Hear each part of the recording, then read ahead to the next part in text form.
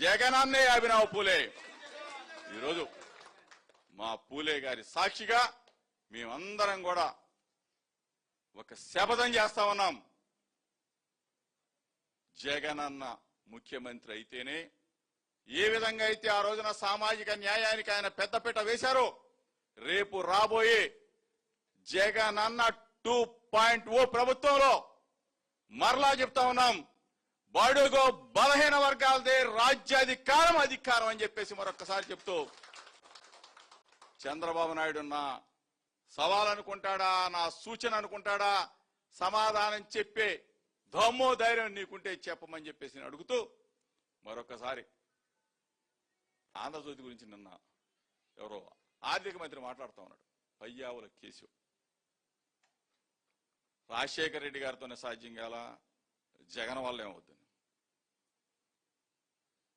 Paper ఉంది కదా, కలం ఉంది కదా, నోరుంది కదా అని వాగితే దయచేసి కేశవుకు చెప్తా ఉన్నాం, ఒక్కసారి రాధాకృష్ణ అన్న మాటల్ని నువ్వు విను. రాధాకృష్ణ అన్న మాటల్ని చంద్రబాబు నాయుడికి వినిపించు. రాధాకృష్ణ అన్న మాటల్ని లోకేష్కి వినిపించు. మీకు ఆడబిడ్డలు ఉన్నారు, మీకు కుటుంబాలు ఉన్నాయి, మీకు పిల్లలు ఉన్నారు. అటువంటి రోత భాష, అటువంటి రోత మాటలు మిమ్మల్ని అంటే మీరు ఊరుకుంటారా? అంటే మీ కుటుంబాలను అంటే మీరు ఊరుకుంటారా?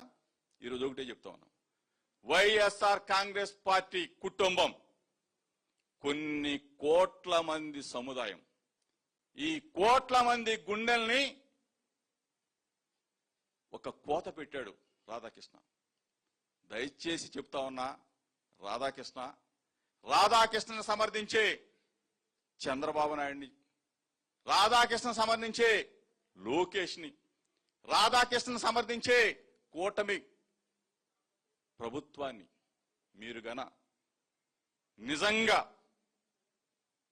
నిబద్ధతతో మీకు భార్యా బిడ్డలుంటే మరొక్కసారి రాధాకృష్ణ మాట్లాడిన మాటల్ని వినమని, రాధాకృష్ణ వాడిన భాషను వినమని, ఖండిస్తే మనుషులవుతారు, ఖండించకపోతే మీరు సైకో రాక్షసులవుతారని చెప్పేసి వైఎస్ఆర్ కాంగ్రెస్ పార్టీ కేంద్ర కార్యాలయం సాక్షిగా మిమ్మల్ని బూతులు తిట్టట్లా, మానవతా దృక్పథంతోనే అడుగుతా ఉన్నాం.